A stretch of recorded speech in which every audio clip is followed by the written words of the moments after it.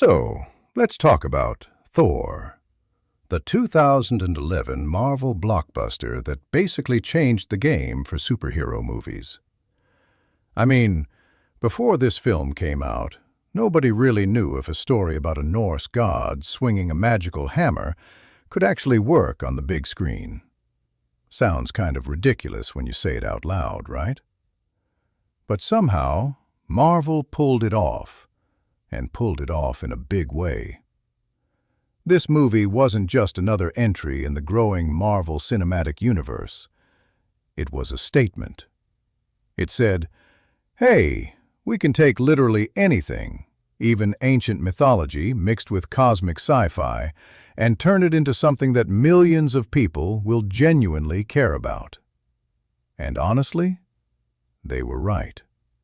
The basic premise of Thor is deceptively simple on the surface, but it's actually layered with a lot of interesting themes and ideas that make it way more than just a standard action flick.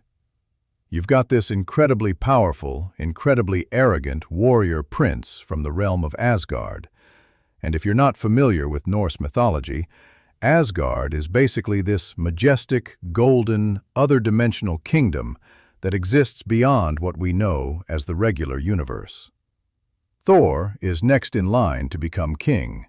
He's basically been told his whole life that he's destined for greatness, and on the day of his coronation, everything falls apart.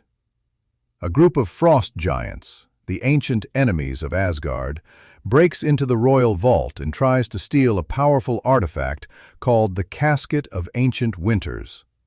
The heist fails, but it's enough to send Thor completely over the edge. He wants revenge, he wants war, and he's not interested in hearing anyone say otherwise. His father, Odin, the All-Father, the most powerful being in the 9 realms, tells him to calm down, to think, to be patient. Thor doesn't listen. He never listens. That's kind of the whole point at the beginning. So Thor, being the stubborn, hot-headed guy that he is, decides to take matters into his own hands. He convinces his brother Loki and a group of his closest warrior friends, we'll get to them in a moment, to travel to Jotunheim, the realm of the frost giants, to basically pick a fight. And look, this is exactly the kind of decision that sounds cool when you're a cocky prince who's never faced real consequences. But in practice, it's an absolute disaster. The confrontation almost triggers an all-out war between Asgard and Jotunheim, which is exactly what Odin was trying to avoid. When Odin shows up to pull them out of there, he is not happy. And this is where things get really interesting for the story, because Odin makes a decision that nobody, and I mean nobody, saw coming if they were watching this fresh. He strips Thor of his powers, takes away his legendary hammer Mjolnir, and banishes him to Earth. Not as a punishment in the traditional sense, but as a lesson.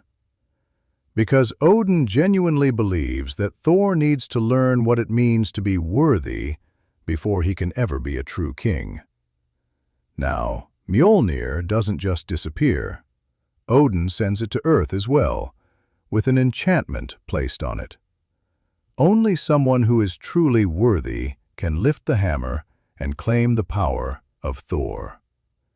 It's a profound idea wrapped in what looks like a fantasy adventure, and that contrast is what makes the movie so compelling. Thor lands in New Mexico, of all places, and immediately gets hit by a car. Which is funny. Like, here's this godlike being who was just raging in another dimension, and now he's face down in the desert, and a scientist is asking if he's okay. It's genuinely hilarious, and the movie knows it. That tonal balance, taking the big mythological stuff seriously, while also being aware of how absurd it all sounds, is one of the things that makes Thor work so well. Now let's talk about the main characters, because this film has a genuinely strong ensemble that goes way beyond just the lead.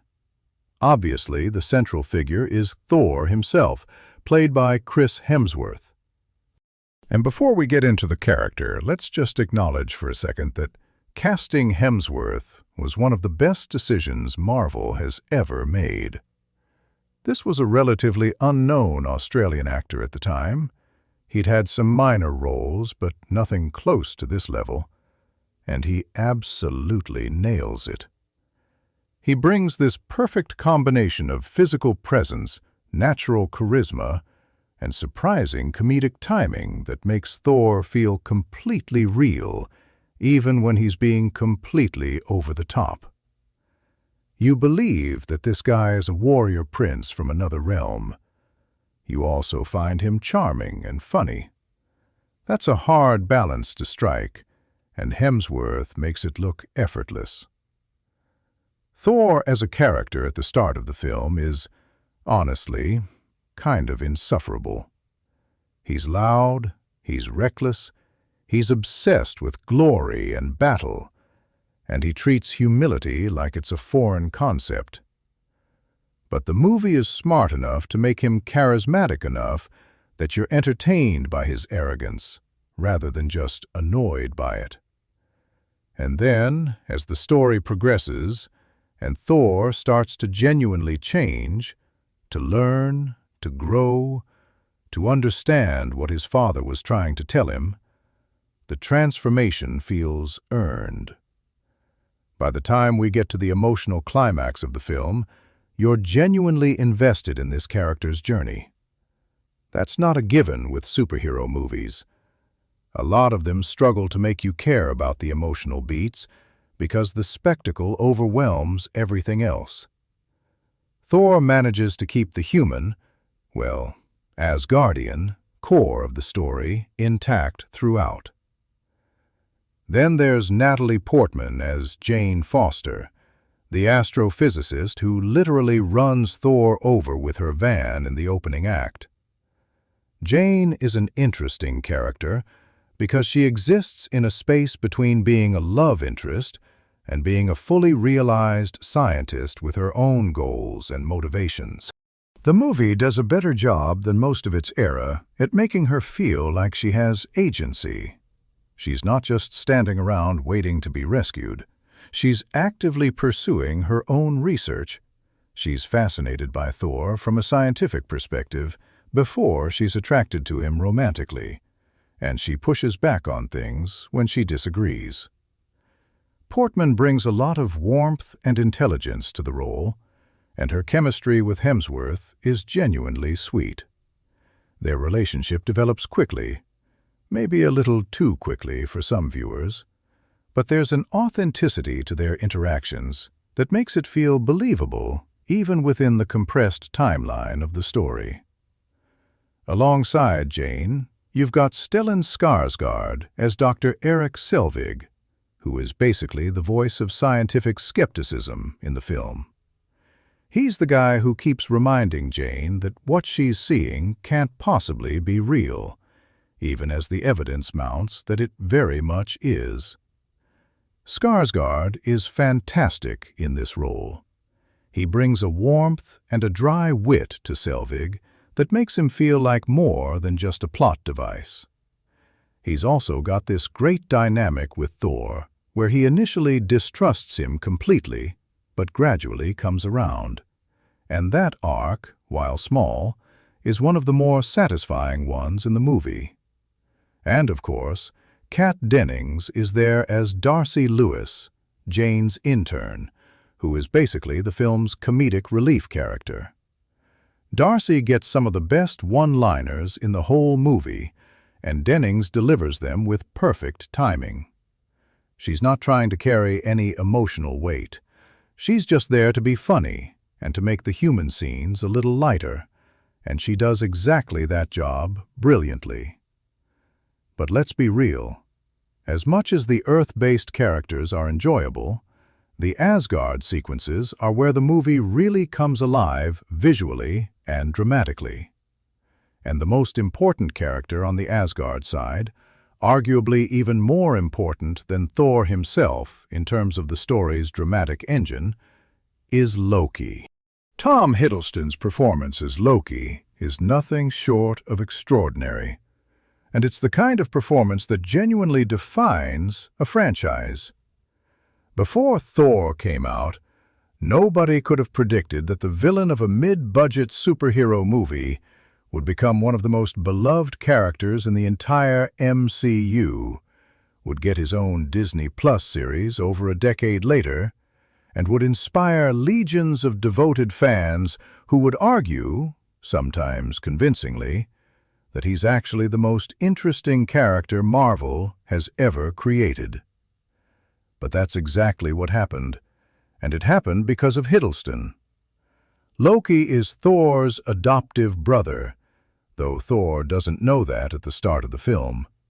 He's the god of mischief, clever where Thor is brash, subtle where Thor is direct, and deeply insecure beneath his carefully maintained exterior of cool confidence. The big revelation about Loki's true origins, that he is actually a frost giant, the son of the frost giant king Laufey, who was secretly adopted by Odin as a baby during the war between Asgard and Jotunheim, is one of the most emotionally resonant moments in the film. Because you can see, in Hiddleston's face, the exact moment Loki's world falls apart. Everything he thought he knew about himself, his family, his place in the universe, it all crumbles in an instant. And what's brilliant about the writing and the performance is that you understand exactly why Loki makes the choices he makes after that. You don't necessarily agree with them, but you understand them. That's the mark of a truly well-written antagonist.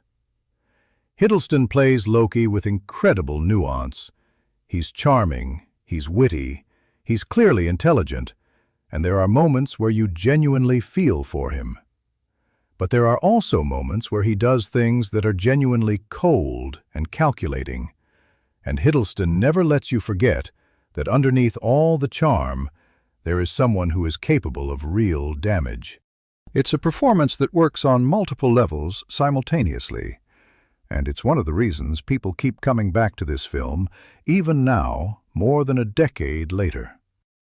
Now, Anthony Hopkins as Odin deserves a moment of appreciation, because Hopkins takes what could have been a pretty standard wise old king role and gives it genuine gravitas and depth. There's a scene early in the film where Odin banishes Thor, and Hopkins delivers a speech that is genuinely moving. The line about Thor not being worthy of the loved ones he has, the people he's failed. And in Hopkins' hands, it lands with real weight. You feel Odin's disappointment, but you also feel his love for his son, and that tension is what makes the scene work. Hopkins could have just coasted through this role, and honestly, with an actor of his stature, nobody would have blamed him. Instead, he commits fully, and the film is better for it. The Warriors Three and Sif, Volstagg, Fandral, Hogun, and Sif are Thor's closest friends and fellow warriors, and they function as a kind of loyal crew that gives Thor's Asgard life its texture and warmth. Ray Stevenson as Volstagg is reliably entertaining. Josh Dallas as Fandral brings a swashbuckling energy to his limited screen time. Tadanobu Asano as Hogun is cool and stoic, and Jamie Alexander as Sif is easily the most developed of the group. Sif clearly has complicated feelings about Thor that go beyond friendship, and Alexander plays those undercurrents with a quiet intensity that makes Sif feel like a real person rather than just a side character. The group scenes in Asgard have a genuine sense of camaraderie and fun. These are people who have clearly been fighting together for centuries, and you can feel that history in how they interact. Now, it would be a crime to talk about the characters without spending some time on Clark Gregg's Agent Coulson. because Coulson is secretly one of the best things about this entire phase of the MCU. He shows up in Thor as the S.H.I.E.L.D. agent sent to investigate the strange occurrences in New Mexico, including the mysterious hammer that nobody can lift. And Greg plays him with this perfect deadpan bureaucratic competence that is absolutely hilarious. There's something deeply funny about watching this very ordinary government agent interact with literal Norse gods and just handle it. Coulson doesn't panic, he doesn't lose his cool, he just adapts and does his job. And Greg's delivery makes every line land perfectly. Coulson became so beloved partly because of how Greg played him in these early films, and Thor is one of his best appearances. Speaking of things that are great about the film's construction, let's talk about director Kenneth Branagh, because his involvement in this project is one of the most interesting creative choices Marvel made in its early years. On paper, it seems a little strange. Branagh is known primarily as a Shakespeare director. He's done acclaimed adaptations of Henry V, Hamlet, Much Ado About Nothing, and others. What's he doing directing a comic book movie about a Norse god? But when you actually watch Thor, the choice makes complete sense. Because at its heart, Thor is a story about family, power, inheritance, betrayal, and redemption. All themes that Shakespeare returned to again and again. The conflict between brothers, the weight of a father's expectations, the corruption that can come from wounded pride. These are fundamentally Shakespearean concerns, and Branagh understands them intuitively. His direction gives the Asgard sequences a genuine sense of scale and grandeur without letting them become cold or sterile. He frames the characters and their relationships with a theatrical awareness. There's a lot of attention paid to the dynamics within scenes, to who has power and who doesn't, to how the physical space reflects the emotional reality of the characters. The Dutch angles he uses throughout the film, those slightly tilted camera shots, are a deliberate visual choice to signal that something is off, that the world of the film is not quite in equilibrium, which mirrors the internal journeys of the characters beautifully. Some people find the Dutch angles a bit much, and that's a fair critique. But as a stylistic statement, it works. The screenplay for Thor was written by Ashley Miller, Zach Stentz, and Don Payne, based on a story by J. Michael Straczynski and Mark Protasevich, working from the original Marvel Comics characters created by Stan Lee, Larry Lieber, and Jack Kirby. And what the screenplay does really well is manage the tonal balancing act that the premise demands. You've got these huge, cosmic, mythological stakes on one side, wars between realms, ancient prophecies, the fate of multiple worlds. And on the other side, you've got a very human, grounded, almost low-key story about a fish out of water trying to figure out where he fits in the world. The screenplay keeps both tracks moving simultaneously and makes sure they eventually converge in a satisfying way. One of the script's best decisions is to keep Thor on Earth for a large chunk of the middle section of the film. Without his powers, without Mjolnir, stripped of everything that defined his identity, Thor has to figure out who he actually is. And the Earth sequences are genuinely charming. Thor trying to fit in with normal humans, Thor discovering coffee for the first time and demanding more, Thor trying to buy a horse from a pet store. These moments are funny and endearing, but they also serve the story. Because we're watching this character who has never had to be vulnerable suddenly experience vulnerability, and it's transformative for him. The scenes between Thor and Jane during this middle section of the film are some of the best character work in the movie. They're genuinely talking to each other, genuinely interested in each other.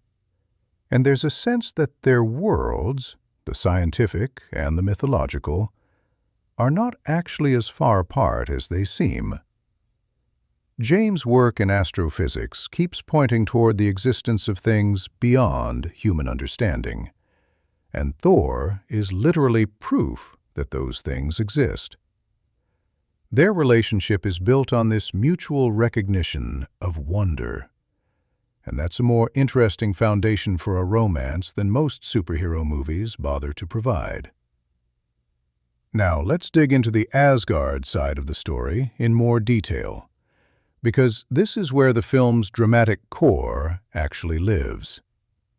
While Thor is stuck on Earth learning to be humble, Loki is discovering the truth about his origins and using that knowledge in increasingly dangerous ways. After learning he's a frost giant, Loki goes to Odin and confronts him, and the conversation that follows is one of the most emotionally charged scenes in the film. Odin collapses, falling into the mysterious Odin sleep, a state of deep rest that Asgardian kings periodically require to maintain their power. And suddenly, Loki is in charge. He becomes regent of Asgard, and you can see in his eyes the conflicting impulses that are tearing him apart. Part of him wants to prove himself, to show that he's worthy of his father's love and legacy. Part of him is furious and wants to burn everything down. And part of him, and this is what makes him such a fascinating character, genuinely doesn't know what he wants. Loki's plan, when it finally becomes clear, is characteristically complicated. He secretly makes contact with Laufey, the king of the frost giants, and offers him entry into Asgard to deal with Odin while he sleeps, and then plans to betray Laufey at the last moment, defeating him in front of Odin to prove that he can be a great protector of Asgard. It's the kind of scheme that only makes sense if you understand how deeply Loki craves his father's approval, even at the same time that he resents him. Loki wants to be the hero. He just wants to get there through manipulation and misdirection, rather than the straightforward way his brother would do it. In another story, this would be a redemption arc. In this one, it's the beginning of a much longer and more complicated journey. Meanwhile, back on Earth, the S.H.I.E.L.D. investigation is ramping up. The organization has essentially quarantined the area around where Mjolnir landed in New Mexico, setting up a full compound around it and confiscating all of Jane's research. This is a plot thread that serves multiple purposes. It gives Coulson more to do, it creates a source of tension and conflict for the Earth-based characters, and it sets up one of the film's best action sequences. Because Thor, upon hearing about the hammer, decides he's going to get it back. He infiltrates the S.H.I.E.L.D. compound, which is genuinely impressive to watch, given that he doesn't have his powers, fights his way through a bunch of agents, gets to the hammer, and then can't lift it. He's not worthy yet. And that moment, standing in the rain next to Mjolnir that he can't move, is one of Thor's most vulnerable and important scenes in the entire movie. Chris Hemsworth plays it with real heartbreak, and it works. It also sets up the arrival of Hawkeye, played by Jeremy Renner in a brief but fun cameo, watching Thor from a perch with a bow and arrow. It's a small moment, but it's exactly the kind of thing that made the early MCU so exciting to watch. The sense that this was a connected universe, that characters existed beyond the boundaries of their own stories, that something bigger was being built. It was genuinely thrilling to experience in real time. And Thor, more than some of the earlier MCU films, really leans into that feeling of a shared world.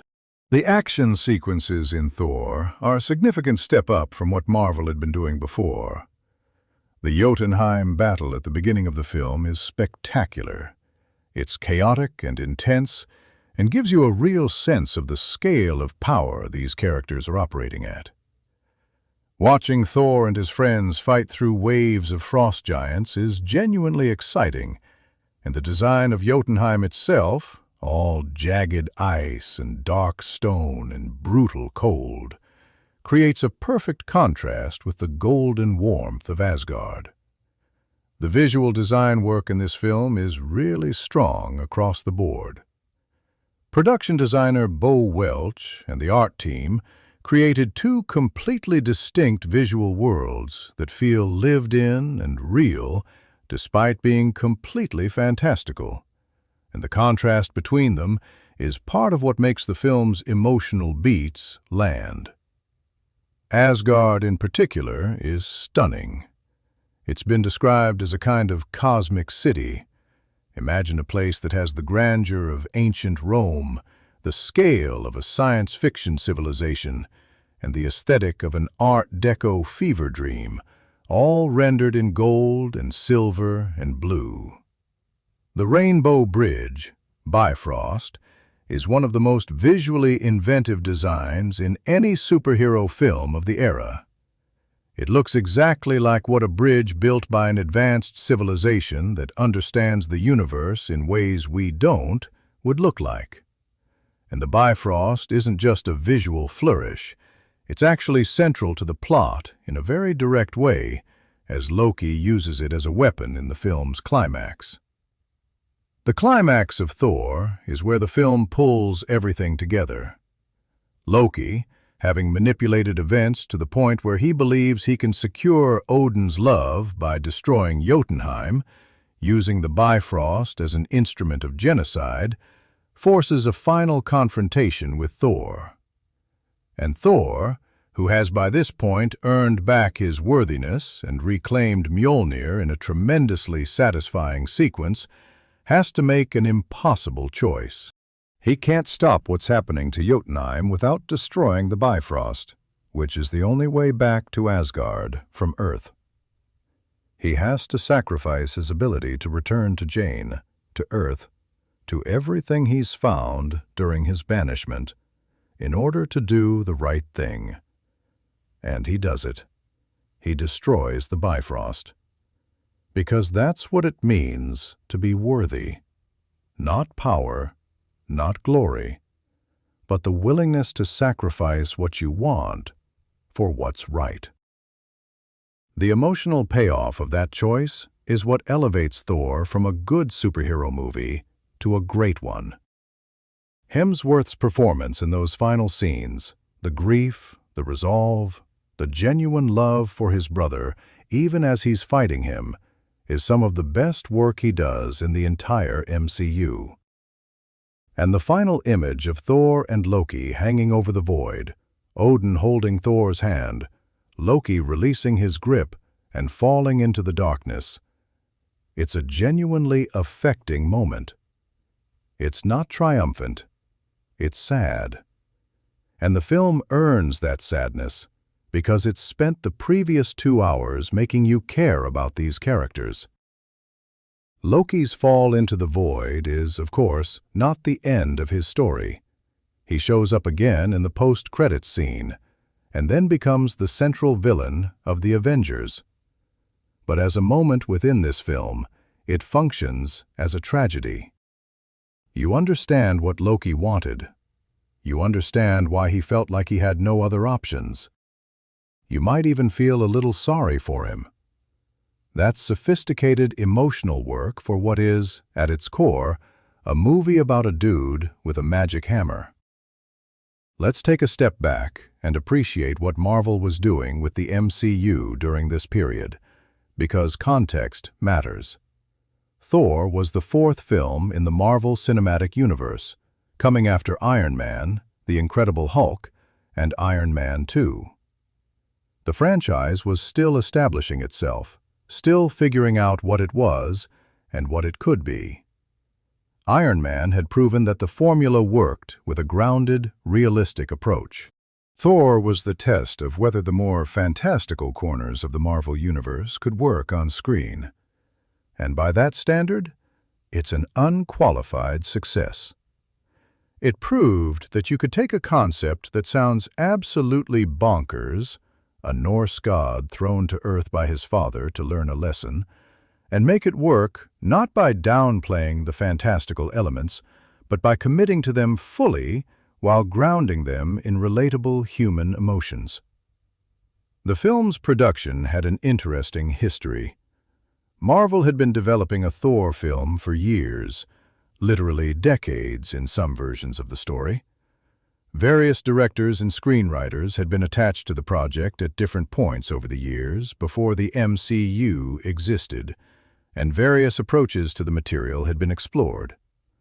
What the final film gets right, which some earlier development efforts had apparently struggled with, is finding the right balance between the mythological and the contemporary. The decision to root the Earth-based portion of the story in the present day, in a small, ordinary New Mexico town, was crucial, because it creates the grounding that the more cosmic elements need to feel real. The casting process for Thor is also worth discussing, because it's a fascinating story about how the right actor can transform a role. Chris Hemsworth was not the obvious choice. His brother Liam Hemsworth actually auditioned for the role as well, and various other actors were considered before the part was offered to Chris. But there was something about Hemsworth's audition that made it clear he understood what the role needed, not just the physical requirements, which he clearly met, but the combination of nobility, humor, vulnerability, and genuine emotional range. The fact that he's gone on to play Thor 9 or 10 times across the MCU, and to make the character one of the most beloved in the franchise, suggests they made exactly the right call. Tom Hiddleston's casting as Loki has a similarly interesting story. Hiddleston originally auditioned for Thor, yes, the lead role, and did well enough that the casting directors kept him in mind when they were filling out the rest of the cast. When the role of Loki came up, it was suggested that Hiddleston might be the right fit, and the rest, as they say, is history. What's remarkable is how completely different Hiddleston and Hemsworth are physically and in terms of energy. Hemsworth is all broad-shouldered physicality and extroversion, while Hiddleston is lean, precise, and somewhat contained. And yet they work perfectly as brothers. The contrast enhances both characters. You look at them side by side and you think, yeah, these two grew up together, influenced each other, defined each other. Natalie Portman's involvement in the film is interesting because she's an actress of significant prestige who doesn't usually do genre films, and her presence here signals a certain seriousness of intent on Marvel's part. The story of her subsequent departure from the MCU, she reportedly had a difficult experience with the production of Thor: The Dark World, and did not return for the next several years, is well documented.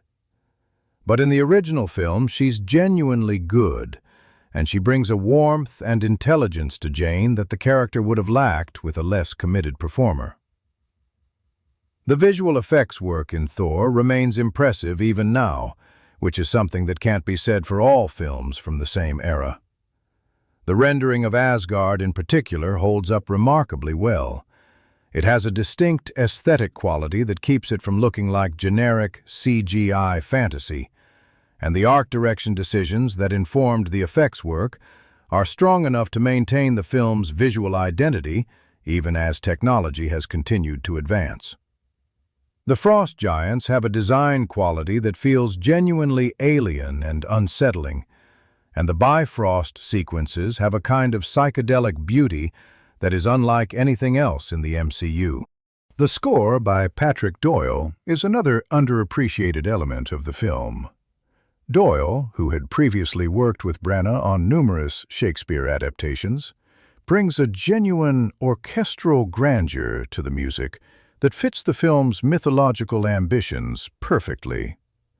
The main Thor theme is stirring and heroic, without being derivative or generic, and the more intimate, emotional moments get musical support that enhances rather than overwhelms. Film music in superhero movies is often either aggressively generic or so omnipresent that it becomes noise. But Doyle's work here is genuinely supportive of the story, and there are moments, particularly around the Bifrost destruction climax, where the music genuinely helps the emotional beats land. Now, let's talk about some of the specific sequences in the film that stand out as particularly well executed, because there are several moments that deserve individual attention.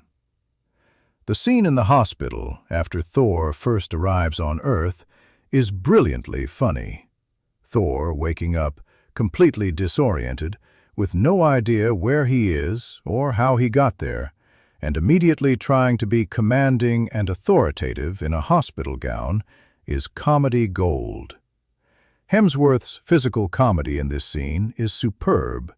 He clearly had a lot of fun with it, and the contrast between Thor's self-image as a warrior prince and the reality of his situation is played for maximum humor without undercutting the character's dignity. The coffee shop scene is another highlight. Thor takes a sip of coffee, declares it delicious, and smashes the mug on the ground and demands another. It's become one of the most quoted and referenced moments from the film, and for good reason. It perfectly encapsulates Thor's character at that stage of his journey. He's enthusiastic, he's likable, but he has absolutely no idea how to exist in this world, and every interaction he has exposes that gap between who he thinks he is and who he actually needs to become. The line delivery, "This is delicious, another," is perfectly timed, and the reaction of the people around him sells the joke beautifully. The scene in Jotunheim where the frost giant grabs Loki's arm and his skin doesn't freeze, revealing for the first time that Loki is not entirely what he appears to be, is a masterful piece of visual storytelling. It's such a small moment, and Hiddleston's reaction is so carefully controlled that you might miss it the first time if you're not paying attention. But on a rewatch, you see it as the pivotal moment it is. The first crack in Loki's carefully maintained facade, the first hint that the truth about who he is will eventually overwhelm him. It's exactly the kind of layered filmmaking that rewards multiple viewings and that demonstrates a genuine commitment to the storytelling craft. The sequence where Thor attempts to reclaim Mjolnir from the S.H.I.E.L.D compound is one of the most impressive action sequences in the film because it works entirely without any superpowers. Thor, stripped of everything that makes him a god, fights his way through trained agents using nothing but his own physicality and combat experience. And it's a reminder that even without his powers, Thor is an extraordinarily formidable being. The choreography is tight and inventive, and the fact that Thor ultimately fails in his goal, gets to the hammer and can't lift it, makes it more dramatically interesting than a standard action sequence. The visual and emotional payoff of failure is actually stronger here than a successful retrieval would have been. And then there's the final battle, which has several layers happening simultaneously. On one level, you've got Thor and the Destroyer, a massive automaton that Loki has sent to Earth to finish Thor off, which gives the film its big, spectacular action climax on Earth. The Destroyer sequences are visually inventive and well staged, with a nice sense of scale and danger. But more importantly, the fight is resolved, not through combat, but through sacrifice. Thor putting himself in harm's way, not to fight, but to protect the people of the town. That act of selfless sacrifice is precisely what makes him worthy again, what allows Mjolnir to return to him, and it's a perfect expression of the film's central theme. Worthiness is not about power or victory. It's about putting others before yourself. The film states this theme clearly and then demonstrates it with action, which is exactly how good storytelling works. The culmination of the Bifrost conflict, Thor using Mjolnir to destroy the bridge to prevent Jotunheim's destruction and Loki's terrible plan, is emotionally complex in exactly the right way. Thor is sacrificing his ability to get back to Jane, the woman he's fallen in love with in his brief time on Earth. He's sacrificing his connection to the world that has, paradoxically, made him a better person. And he does it anyway, because it's the right thing to do. There's something genuinely moving about a character choosing to do the right thing at personal cost. It sounds basic, but superhero movies actually don't always stick this landing. Thor does. Now, one aspect of the film that doesn't get as much attention as it probably should is the way it handles the theme of identity. Both Thor and Loki are going through profound identity crises during the course of the film, and the movie treats those crises with genuine seriousness. Thor's identity crisis is about stripping away the false identity of the warrior glory-seeking prince and discovering who he actually is underneath all that. Loki's identity crisis is far more devastating. He discovers that his entire sense of self has been built on a foundation that isn't real. He's not Asgardian. He's not even the kind of being he thought he was. Everything he understood about his place in the universe has been a lie, even if it was a well-intentioned one. What makes Loki's arc in this film particularly sophisticated is that the movie doesn't simplify his response to this revelation. He doesn't immediately turn evil because of it. He spirals into a complicated, self-destructive set of behaviors that are driven partly by rage, partly by hurt, and partly by a desperate desire to prove his worth to a father who is currently unconscious and can't respond. Loki's tragedy is that he spends the entire film trying to win Odin's approval through increasingly extreme measures, and by the time Odin could potentially offer that approval, it's too late. Loki has gone too far. He's done things that can't be undone. And rather than face the consequences, he chooses to fall into the void, which may be the only act in the film that is entirely, purely his own, without calculation or manipulation. The film's treatment of the father-son relationships is also worth examining. Both Thor and Loki have complicated relationships with Odin, and those complications drive the entire story. Thor loves his father, but has been, in some ways, set up by his father's own example and instruction to be the arrogant warrior he is at the start of the film. The revelation that Odin made mistakes, that his decision to keep Loki's origins secret was wrong, even if it came from love, humanizes Odin in important ways. Hopkins plays Odin not as an infallible authority figure, but as a flawed being who genuinely loves his sons and has genuinely failed them in certain respects. That nuance is what makes the relationship feel real. One of the quieter moments in the film that always deserves mention is the scene between Loki and Odin when the All-Father is about to fall into the Odin sleep. It's a brief exchange, but it contains multitudes. Loki is asking, essentially, for validation. He wants to know if Odin loves him, if he's proud of him, if he matters. And Odin can't quite give him what he needs before the sleep takes him.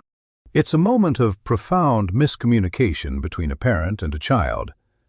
And it's heartbreaking precisely because both of them are trying. Loki is trying to ask, and Odin is trying to answer, but neither of them has the language for it. And that failure of communication is what sends Loki down the path he takes for the rest of the film. Small moments, big consequences. That's good drama. The world-building in Thor also deserves appreciation, because the film introduces a lot of concepts that the rest of the MCU will build on extensively, and it does so without feeling like it's drowning in exposition.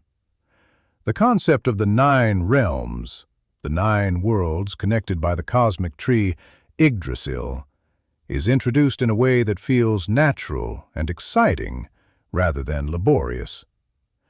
The brief glimpses we get of Jotunheim and the Dark Elves realm in passing references create a sense of a vast universe beyond what the camera can show.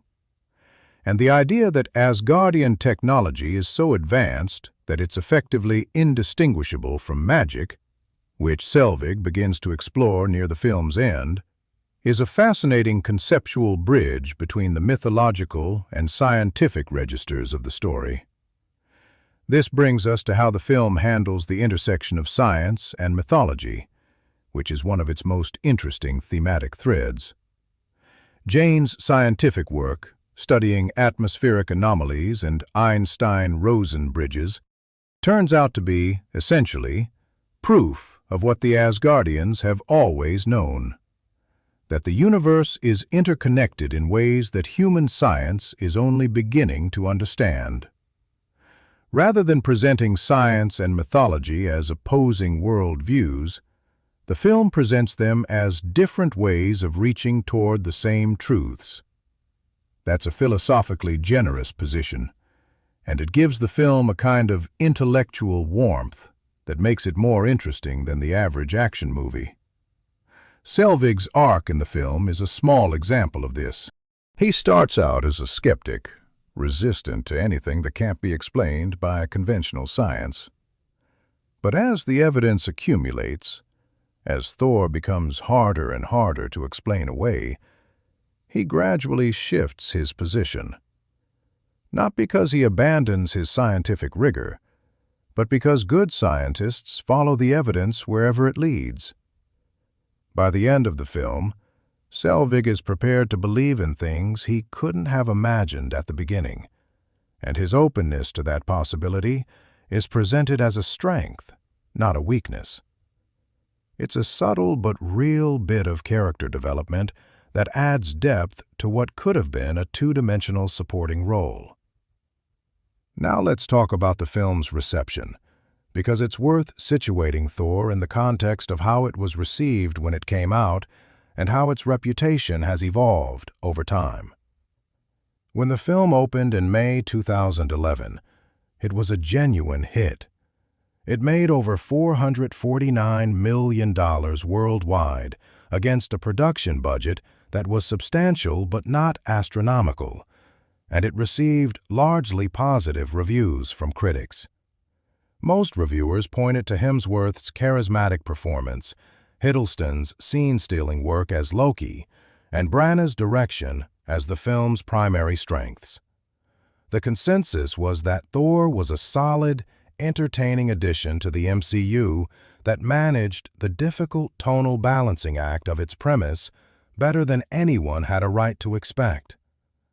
In the years since, Thor's reputation has remained pretty stable. It's generally regarded as one of the better entries in Phase 1 of the MCU, though perhaps not quite at the level of the original Iron Man. The aspects that people tend to praise most consistently are Hiddleston's performance, the film's sense of humor, and the emotional core of the Thor-Loki relationship. The aspects that sometimes draw criticism include the romance between Thor and Jane, which some viewers find underdeveloped, given the compressed timeline of their relationship, and certain elements of the Earth-based storyline that feel a little thin compared to the more dramatically rich Asgard sequences. These are fair critiques, but they're relatively minor in the context of what the film achieves overall. One of the most interesting things to happen to Thor's reception over time has been the retroactive appreciation for Hiddleston's Loki, which has only grown with each subsequent appearance of the character. When you go back and watch this film after seeing Loki in the Avengers, Thor: The Dark World, Thor: Ragnarok, Avengers: Infinity War, and his own Disney Plus series, you start to see all kinds of layers in Hiddleston's performance that you might not have caught the first time through. The seeds of everything Loki becomes are all right there in the original film. The insecurity, the hunger for approval, the genuine love for his brother coexisting with resentment and envy, the capacity for genuine harm balanced against a real moral complexity.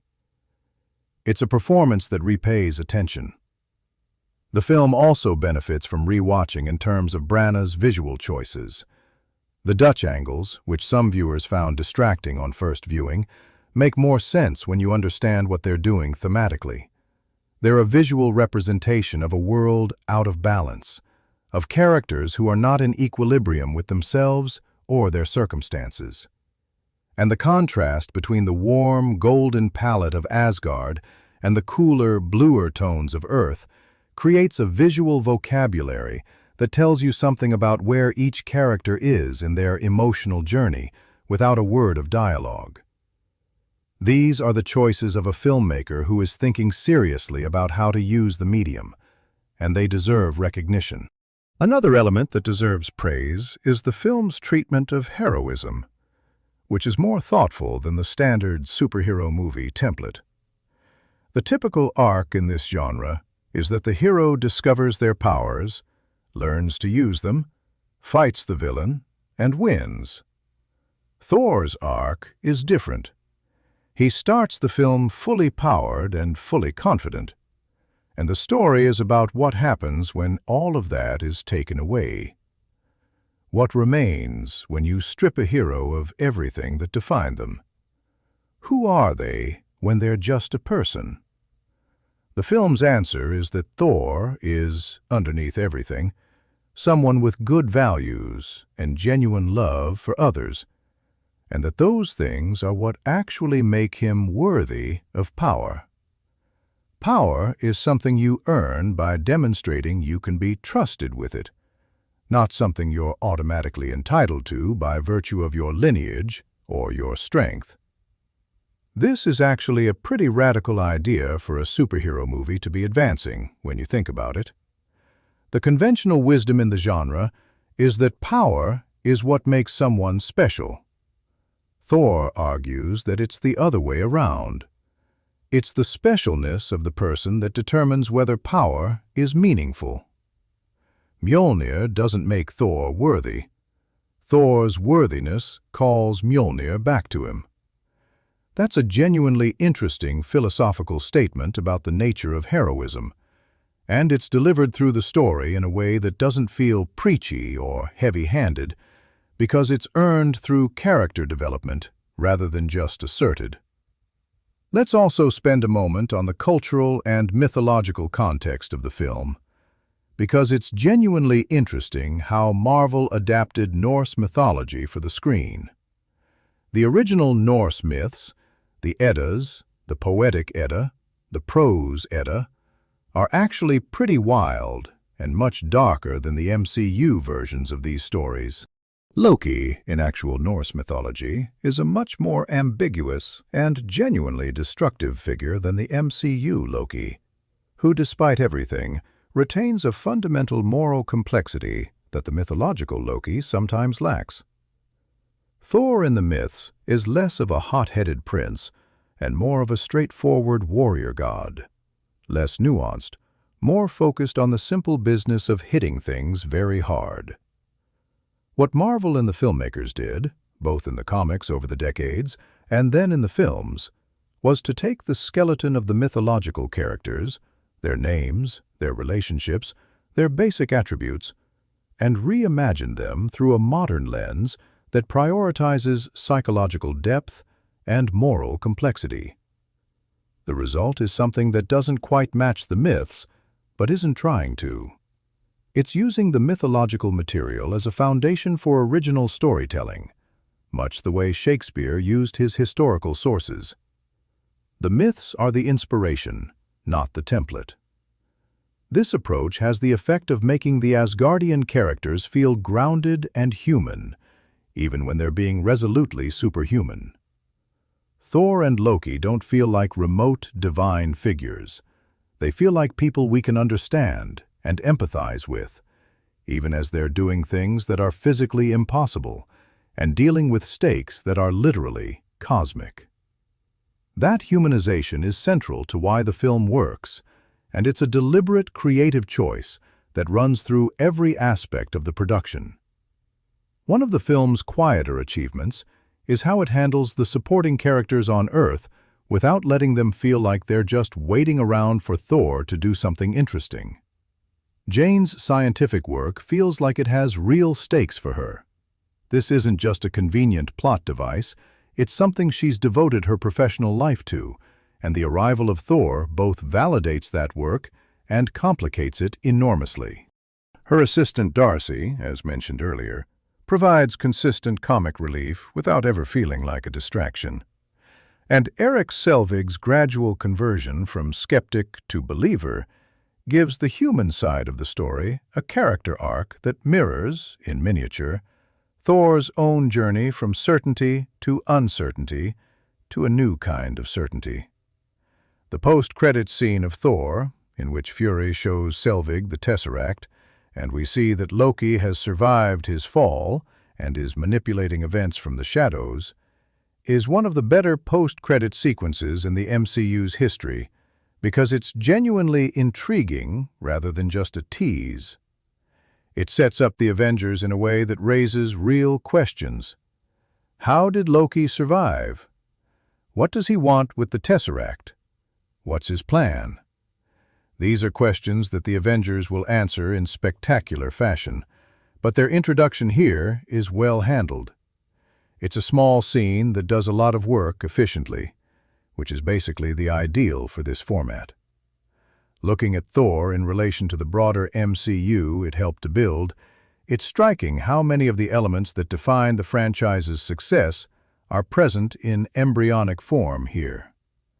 The tonal balance between seriousness and humor, the emphasis on character relationships alongside action, the willingness to take fantastical premises completely seriously, the commitment to strong performances from serious actors, the concept of a shared universe where events in one story have consequences in others. All of these things are present in Thor, done well enough that they clearly worked as a template for what came after.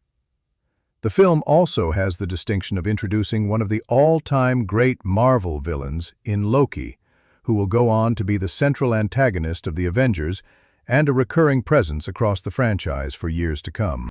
But more than that, it introduces the concept that the best Marvel villains are not simply evil. They're people with understandable motivations who have made catastrophically bad choices in response to circumstances that are, at least in part, not entirely their fault. This template, the relatable antagonist whose villainy springs from comprehensible human failings rather than pure malice, becomes one of the MCU's signature strengths over the following decade. And Loki in Thor is where it was first executed at this level. There's also something genuinely interesting about the film's treatment of gender, particularly in the character of Sif. In a genre that frequently sidelines or diminishes its female characters, Sif is presented as a fully capable warrior who is Thor's equal in combat and is explicitly acknowledged as such within the world of the film.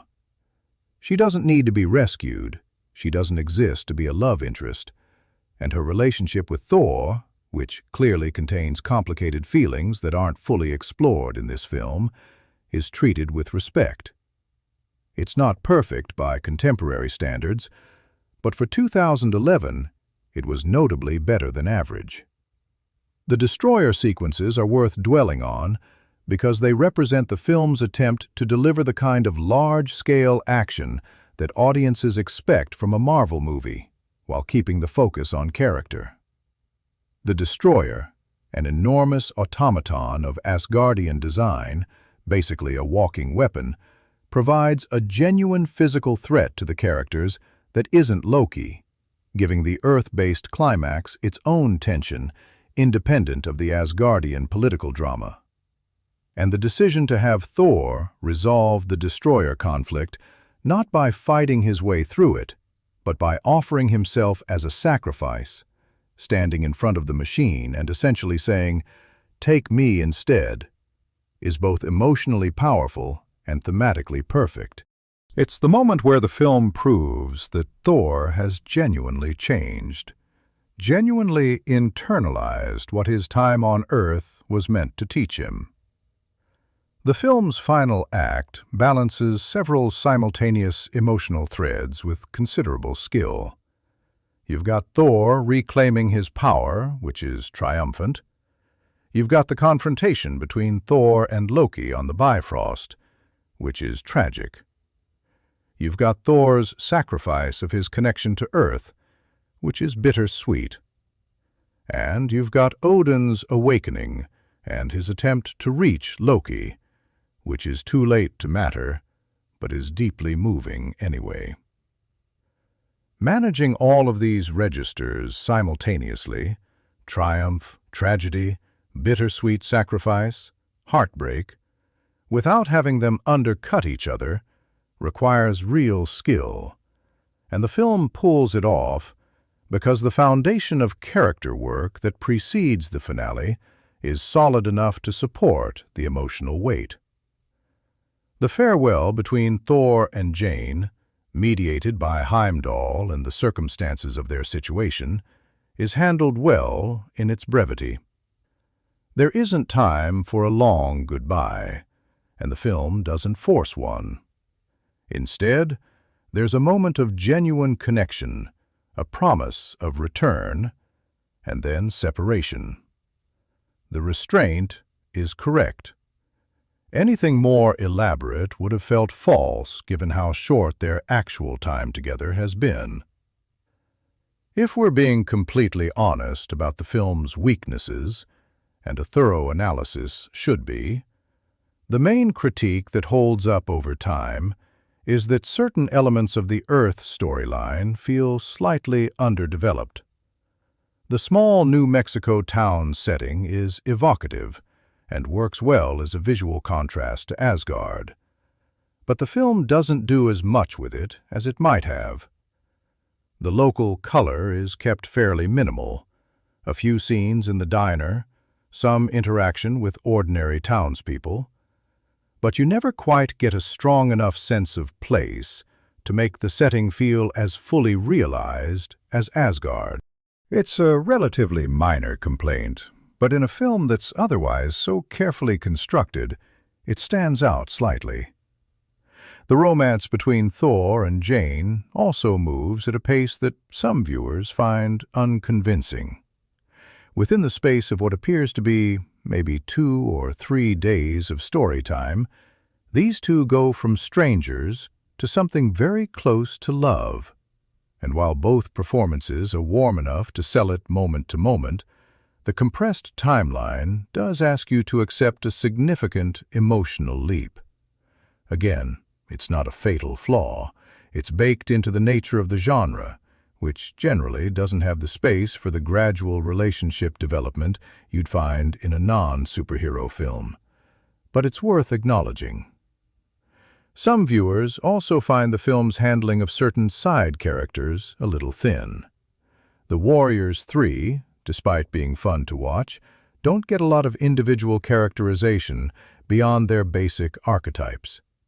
Sif gets the best treatment of the group, but even she could use more screen time to develop her dynamic with Thor more fully. These are limitations of runtime and the demands of the larger story, but they're real limitations.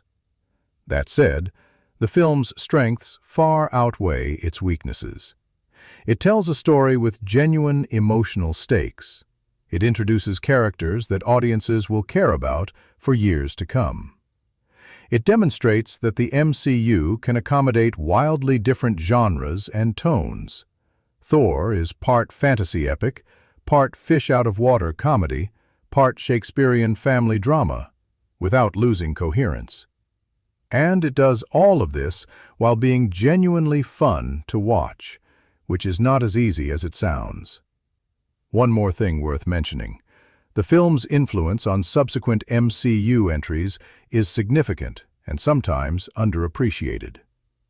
The template it establishes, of taking seriously the emotional and psychological complexity of characters who are also doing spectacular things, becomes the standard that the best MCU films aspire to. The character arc of a powerful figure who must learn humility in order to become truly great gets echoed and varied in many subsequent entries. And of course, Loki goes on to become one of the franchise's most important and complex figures, and everything that makes him work as a character is established right here in this film. Thor is also, it's worth noting, a genuinely funny movie. Funnier than its reputation sometimes suggests.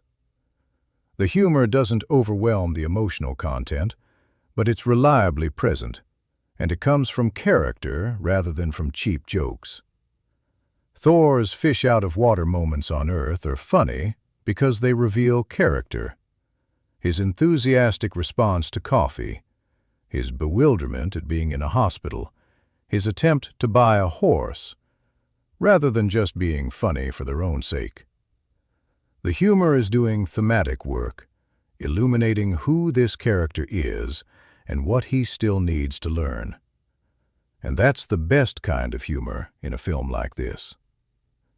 Darcy's contribution to the comedy of the film deserves another mention because Kat Dennings is really, genuinely great in the role. She has a way of delivering lines that makes them funnier than they are on the page. Her timing is impeccable, and she finds the right level of irreverence that makes her feel real without being a caricature. The running joke about the tasering is exactly the right level of dumb funny for a film that otherwise takes itself pretty seriously, and it lands every time. The score that Patrick Doyle composed deserves more celebration than it typically receives. The main theme, that soaring, heroic, orchestral melody, is one of the better superhero themes of the era, genuinely memorable and emotionally appropriate in ways that many superhero scores fail to be. Doyle has a gift for writing music that feels grand without being bombastic, and he understands how to use the orchestra to support emotional beats without drowning them out. The quieter moments in the score, the music around the more intimate scenes between characters, are particularly good, and they reflect a composer who is listening to the story being told rather than just filling the sound space with noise. Looking at Thor from the perspective of 2024, over a decade after its release, what's most striking is how well it holds up. Not just technically, though the visual effects remain strong, but emotionally and dramatically. It tells a story that still works, with characters that still feel real and compelling.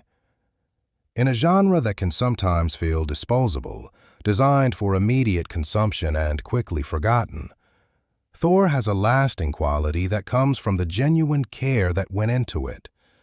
The performances, the direction, the music, the design work, all of it reflects a team of people who believed in what they were making and worked to make it as good as it could be. Chris Hemsworth's portrayal of Thor across the MCU has evolved considerably over the years. The character has gotten funnier, more self-aware, more willing to be the butt of the joke. But the foundation of everything that works about MCU Thor is right here in the 2011 film. The core of the character, the genuine heroism, the big heart, the occasional obliviousness, the capacity for growth, is all established in this first appearance, and Hemsworth hasn't abandoned any of it, even as he's built layers on top. Similarly, Hiddleston's Loki has been developed and complicated and given new dimensions in the years since, culminating in what is arguably the most thorough exploration of a Marvel villain in the franchise's history across the Loki Disney Plus series. But every version of Loki that came after, every new dimension that was added, builds on the groundwork laid here. The Loki who struggles with identity, who desperately wants to be loved, who is capable of tremendous harm and genuine vulnerability simultaneously. That Loki was born in the 2011 film Fully Formed, waiting for the franchise to catch up to what Hiddleston had already found in the character. There's a moment near the end of Thor when the Bifrost has been destroyed and Thor is standing in Asgard knowing he can't get back to Jane, that quietly encapsulates everything the film has been building to. He stands there, not dejected, not resentful, but at peace. The peace of someone who has done the right thing and knows it, even at cost to themselves. It's a small, quiet moment in a film full of spectacle and noise, and it's the moment that tells you who Thor really is. Not the warrior prince of the opening, not the disoriented exile of the middle section, but someone who has grown into himself in the truest sense. Someone who is, at last, worthy. That's what Thor ultimately is, when you strip away all the mythology and the spectacle and the Marvel Universe machinations. It's a story about a person learning who they really are and choosing to become that person, even when it's hard. That's a story as old as storytelling itself, and it's the reason that Thor, more than a decade after its release, still holds up as one of the most emotionally satisfying entries in the Marvel Cinematic Universe. It's a film made with craft, performed with commitment, and grounded in something real. The universal experience of having to figure out what you're actually made of when everything else is taken away. And that's something worth celebrating. And if you think about it, that's actually kind of rare in the superhero genre. Most of these films are so focused on the external journey, the bigger threat, the louder explosion, the more impressive special effect, that the internal journey of the character gets squeezed into whatever space is left over. Thor flips that priority. The internal journey is the movie. Everything else, the frost giants, the destroyer, the Bifrost, the cosmic politics of the 9 realms, is in service of the story of one person figuring out who they need to become. And when a film gets that priority right, everything else tends to fall into place around it. What also makes Thor stand apart from a lot of its contemporaries is the specific kind of intelligence it brings to familiar material.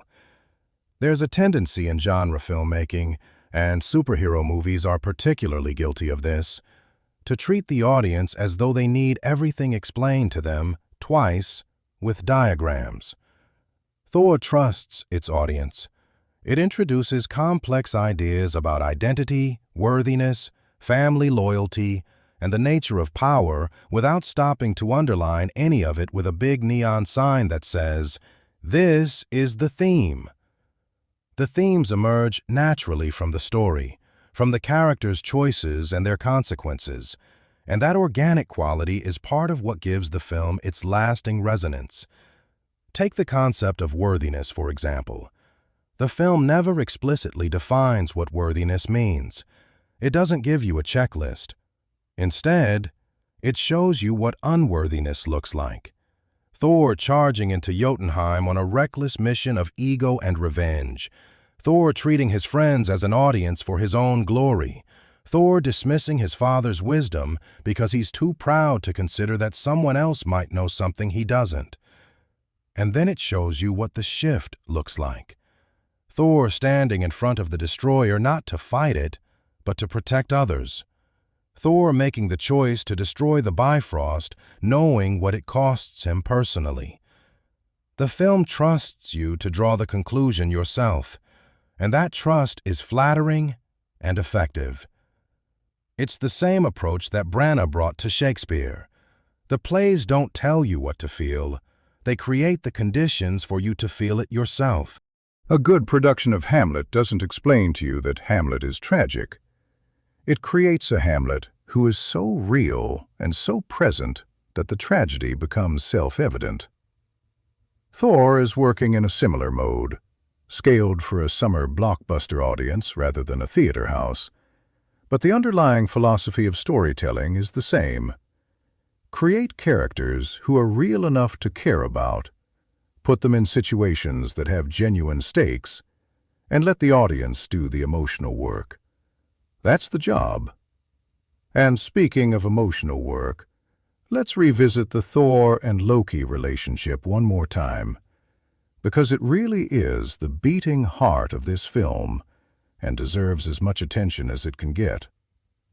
What's fascinating about how their relationship is written is that it's never simplified into a clear hero-villain binary, even when the plot is essentially pushing them in that direction. Right up until the very end, until Loki is hanging over the void and Thor is reaching for him, you feel the genuine love and connection between these two. They're not enemies who happen to be brothers. They're brothers who have, through a combination of circumstances and choices, become something close to enemies. That distinction matters enormously. There's a conversation early in the film, before things go wrong, where Thor and Loki are talking in Asgard, just two brothers, easy with each other, comfortable in a way that speaks to a long, shared history. Hiddleston and Hemsworth nail the dynamic in these scenes. You can see the affection, the teasing, the shorthand that develops between people who have grown up together. And because you've seen that version of their relationship, the deterioration of it later has genuine weight. You're not just watching a villain emerge, you're watching a family fall apart. And that's a fundamentally different emotional experience, and a richer one. The thing about Loki that people often point to, and that the film really leans into, is that his capacity for manipulation is actually a form of intelligence that Asgard doesn't have much space for. Thor's world, the world of Asgard as it's presented at the start of the film, values strength, directness, and martial glory. These are the things that are celebrated, that determine status and worth. Loki is extremely good at none of these things. What he's good at is thinking, planning, anticipating, understanding people, and using that understanding. In a different context, those would be extraordinary gifts. In Asgard's particular cultural framework, they're treated as somewhat lesser qualities. Loki is clever, sure, but he's not a warrior in the way Thor is a warrior, and in Asgard, that means something. So there's a cultural critique baked into Loki's character that the film handles lightly, but which is genuinely there. The tragedy of Loki isn't just personal, it's also structural. He's a person whose particular gifts aren't valued by the society he was raised in, and who has been told, implicitly, that he needs to be more like his brother to matter. And the fact that his brother is Thor, genuinely extraordinary, genuinely heroic, genuinely beloved, makes it worse. Being measured against a lesser standard you can't meet is one thing. Being measured against Thor and coming up short is quite another. You can almost feel the pressure of that comparison squeezing Loki into the shape he eventually takes. Now, here's something interesting that doesn't come up in enough conversations about Thor. The film is also, in a very real sense, a movie about listening. Or more precisely, about the consequences of not listening. Thor doesn't listen to his father at the beginning, and it costs him everything: his power, his home, his identity. Loki doesn't listen to Odin's implicit message that both sons are loved, and the consequences are even more severe. Jane doesn't listen when people tell her that what she's studying can't be real, and she ends up being right, which is a different kind of not listening, the kind that leads to discovery rather than disaster. But it's still a character defined by her relationship to received wisdom. Even Odin, the ostensibly wisest character in the film, is guilty of a form of not listening. He never quite manages to tell Loki what Loki needs to hear, and that failure of communication has consequences that ripple through the rest of the franchise. There's a lesson in there about the importance of actually saying the things you mean to the people who need to hear them, rather than assuming they'll figure it out from context. Odin's version of love is largely expressed through action, protecting, providing, preparing, and he seems to assume that Loki understands he is loved without being explicitly told. That assumption turns out to be catastrophically wrong. Parents, take note. Say the thing. Let's shift gears slightly and talk about the film's place in the history of superhero cinema, because Thor came out at a genuinely interesting moment in the genre's development. By 2011, superhero films had established themselves as a major commercial force. The Christopher Nolan Batman films had demonstrated that the genre could support serious dramatic ambitions. The Iron Man films had shown that personality-driven comedy could work within the formula, and the X-Men films had explored political and social allegory through the lens of superheroes. Thor was doing something somewhat different from all of these precedents. It was bringing genuine mythological grandeur to the genre, treating the fantastical elements not as something to be downplayed or explained away, but as something to be celebrated. This was a genuine risk. The conventional wisdom at the time, and there were plenty of people saying this when the film was announced, was that a movie featuring literal Norse gods and rainbow bridges to other dimensions would be too much, too weird, too difficult for mainstream audiences to embrace. The thinking was that superhero movies worked best when they stayed relatively grounded, when the fantastical was anchored in something recognizable and relatable. Thor was proposing to go much further into pure fantasy than anything the MCU had attempted before, and nobody was entirely sure it would work. The fact that it did, the fact that audiences not only accepted but genuinely loved the world of Asgard and its mythology, opened doors that changed what the MCU could be. Without Thor proving that the audience was willing to go to genuinely cosmic, genuinely mythological places, it's hard to imagine how Guardians of the Galaxy, which is even further out there, literally set mostly in space with a talking raccoon and a walking tree as major characters, would have gotten made. At least, not with the confidence and commitment that James Gunn brought to it. Thor essentially gave Marvel permission to get as weird and as grand as the comic source material, and the franchise has been stronger for it ever since. There's also something worth saying about how Thor handles the relationship between the Asgardians and humanity that shapes a lot of what comes later in the MCU. The Asgardians are not presented as gods in the traditional religious sense. They're explicitly described as beings of extraordinary power who were perceived as gods by ancient humans, but who are actually something more like an extremely advanced extraterrestrial civilization. It's a neat piece of world building that lets the film have it both ways. You get all the mythological weight and grandeur of gods without the theological complications that might alienate certain portions of the audience. And you simultaneously introduce the idea that the ancient myths were based on real encounters with real beings, just ones that humans didn't have the conceptual framework to understand correctly. This approach, sometimes called science fantasy, is actually quite sophisticated in terms of what it's doing philosophically.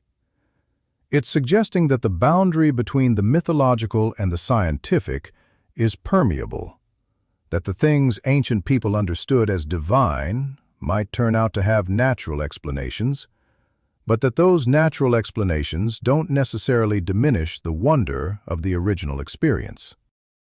Jane's work in astrophysics and Thor's existence as an Asgardian warrior are not in opposition. They're pointing toward the same set of truths from different directions. That's a generous and intellectually interesting position, and it gives the film a layer of meaning that makes it more rewarding to think about than the average action movie. The design of Asgard, which we touched on earlier but which really deserves extended appreciation, is a physical expression of this science-fantasy philosophy.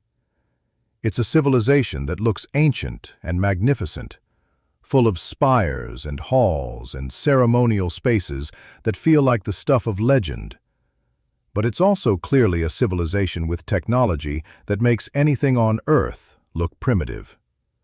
The Bifrost is both a rainbow bridge from mythology and an extraordinarily complex piece of physics-bending technology.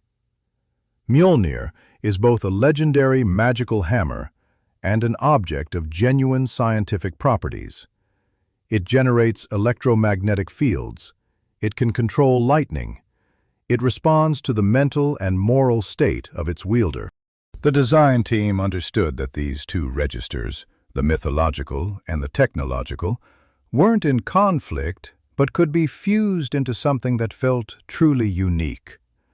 And the color palette of Asgard, those warm golds, the deep blues, the occasional flash of silver, is not just aesthetically pleasing, but emotionally coded.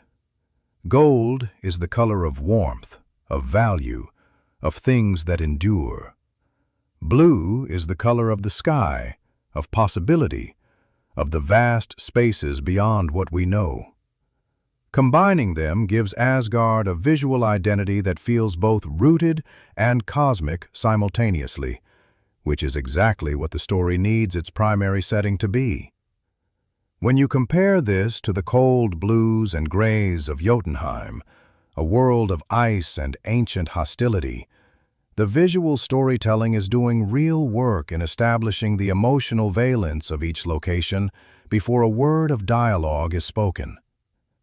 There's a shot early in the film, Asgard seen from outside, the golden city rising from its mountain foundations, the Bifrost stretching away into the stars. That might be the single most beautiful image in any Phase 1 MCU film. It communicates everything you need to know about what Asgard is and what it means. This is a place of grandeur and beauty and history. A civilization that has existed for thousands of years, a home that is worth defending and worth being worthy of. And then when you see Thor lose access to all of that, when he lands in the New Mexico desert and the golden light is gone, replaced by dust and strip malls and fluorescent-lit hospitals, the contrast is devastating in exactly the right way. Let's also give some credit to the way the film handles exposition, which is genuinely a difficult problem in a story like this. You're introducing an entire alternate cosmology. 9 realms, multiple civilizations, a complex political history between Asgard and Jotunheim, the mythology of Mjolnir and the Allfather and the Frost Giants. And you're doing it in a film that's also supposed to be entertaining and emotionally engaging, not a history lecture. The solution the film lands on is elegant. Most of the exposition is delivered through action and visual storytelling rather than dialogue. And when dialogue is needed, it's given to characters who have natural reasons to be explaining things to each other. Odin's opening narration, the history of the war between Asgard and Jotunheim delivered over images of the conflict, is a classic approach that works because it's brief, visually engaging, and immediately relevant to the story that follows. Rather than front-loading all the mythology before we meet any characters, The film trusts that the audience can pick up information organically as the story proceeds. You learn about the 9 realms because Thor mentions them in passing. You understand the political situation because you see its consequences in real time. You grasp the significance of Mjolnir not because someone explains its history to you, but because you watch what happens when it's present, the way everyone in the room responds to it, the weight of ceremony and expectation surrounding it.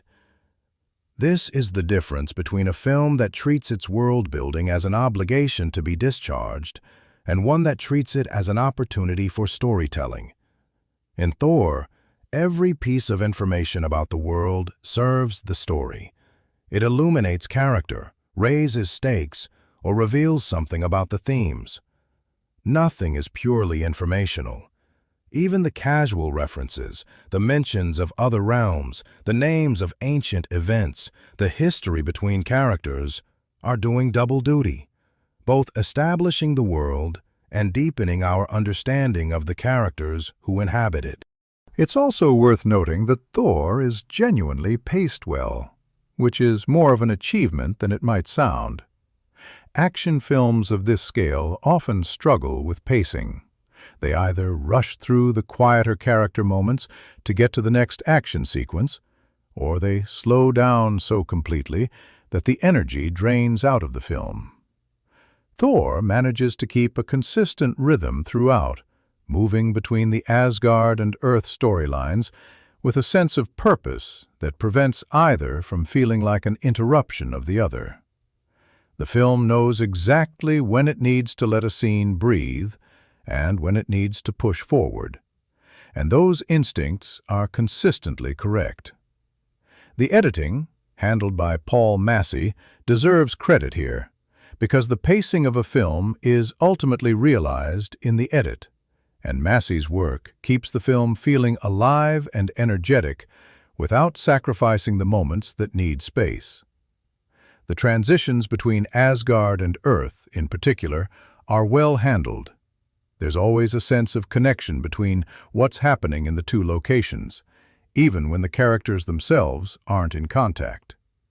You cut from Loki manipulating events in Asgard to Thor trying to navigate New Mexico, and the two storylines feel like they're in conversation with each other, which they are, thematically and narratively. One thing that doesn't come up often enough in discussions of Thor is how much fun it is to watch. And I don't mean fun in a shallow or dismissive sense. I mean that there's a genuine quality of joy in this film, a sense that the people making it were genuinely enjoying the material and wanted the audience to share that enjoyment. The performances have an ease and pleasure to them that you don't always get in big-budget productions, which can sometimes feel labored under the weight of their own seriousness. Hemsworth is clearly having the time of his life. Hiddleston is clearly relishing every moment of Loki's complexity. Kat Dennings is clearly delighted to be saying those one-liners. And that enjoyment is contagious. It transmits through the screen and makes watching the film a genuinely pleasurable experience. There's a version of this story that could have been made with total po-faced seriousness, that played every moment of the mythology completely straight and refused to acknowledge how inherently funny it is that a Norse god is wandering around a small town in New Mexico trying to figure out where to buy a horse. That version of the film would have been much worse. The humor isn't at the expense of the story, it's in service of it. The jokes about Thor's fish-out-of-water experience work because they illuminate his character and his situation, and they provide the tonal relief that makes the more serious emotional beats hit harder when they arrive. You can't sustain a 2-hour film on pure dramatic intensity. You need to let the audience breathe, to laugh, to relax slightly before the next big emotional moment. Thor understands this rhythm intuitively. The specific kind of humor that works best in Thor is what you might call earned absurdity. the comedy that comes from fully committing to the inherently ridiculous premise and playing it completely straight. Thor doesn't know what coffee is, but he approaches it with the same gravitas and seriousness he would bring to any other experience. The humor comes from the contrast between his manner and his situation, not from the film winking at the audience about how weird this is. That restraint, playing it straight even when the premise is anything but, is a sophisticated comedic choice, and it's one that many films don't quite manage. And while we're talking about things the film gets right that don't always get sufficient credit, let's talk about Heimdall. Idris Elba plays Heimdall, the guardian of the Bifrost, in a role that is relatively small in terms of screen time, but absolutely massive in terms of presence. Every scene Elba is in, he owns completely. There's a stillness to his performance that communicates ancient, unshakable authority.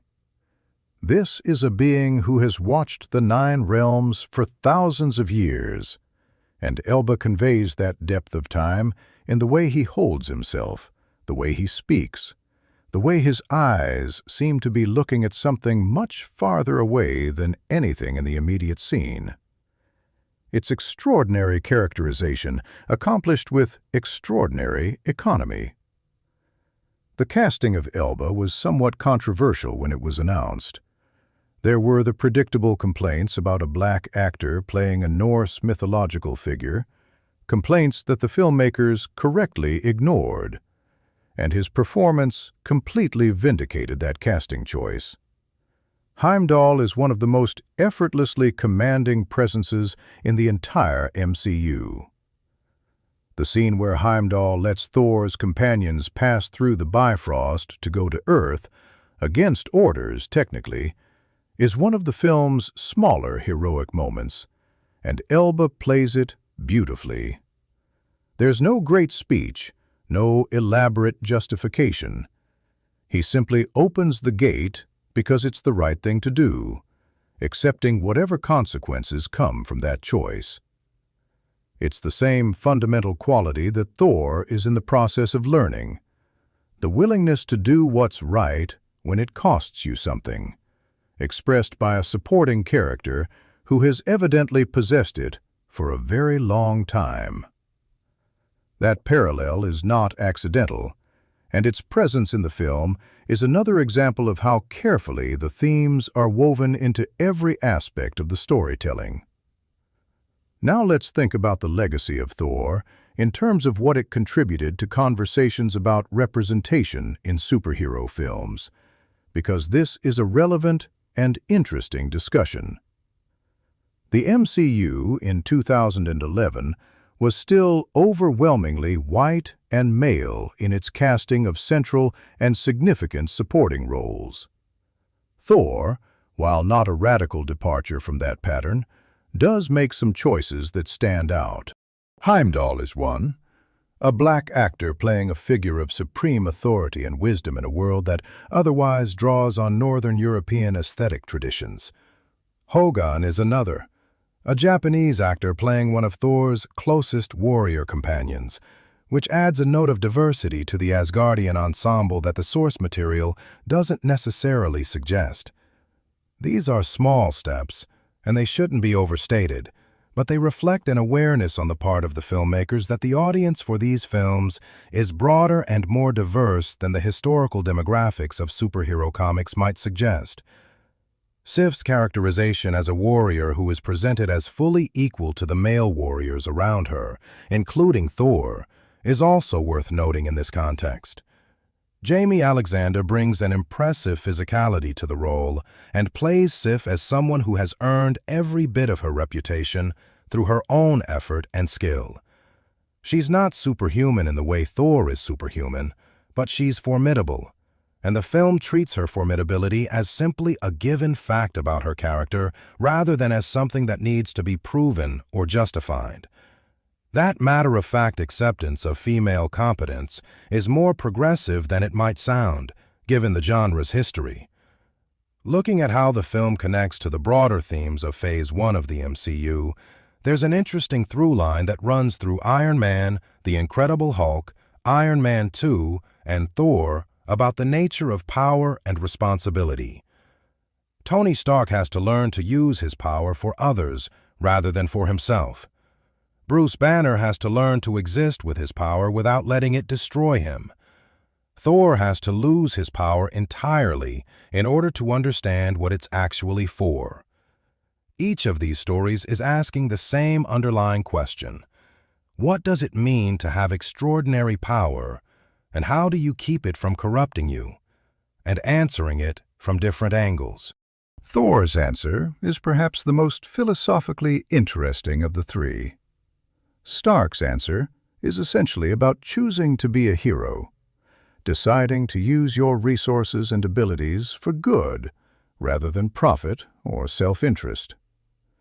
Banner's answer is about accepting something about yourself that you might wish wasn't there and finding a way to live with it responsibly. Thor's answer is more radical. It suggests that the power itself is meaningless without the right character to wield it. Mjolnir isn't just a weapon, it's a test. And the test is not of your strength or your skill or your intelligence. It's of your soul. That's a profound idea, and it's delivered in a film about a Viking god who smashes things with a magic hammer. Take a moment to appreciate that.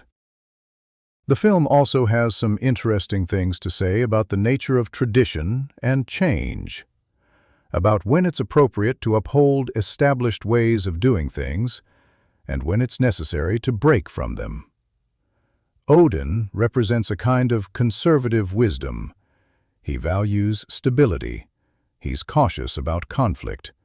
He maintains the established order. Thor, at the beginning, represents a kind of reckless progressivism. He wants change. He wants action. He wants to reshape the world according to his own vision. But the film complicates both positions. Odin's caution is sometimes wisdom and sometimes avoidance. Thor's impulse toward action is sometimes courage and sometimes ego. The film doesn't endorse either position entirely.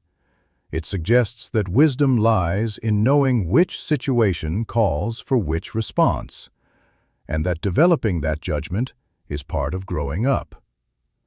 Loki, characteristically, occupies a third position.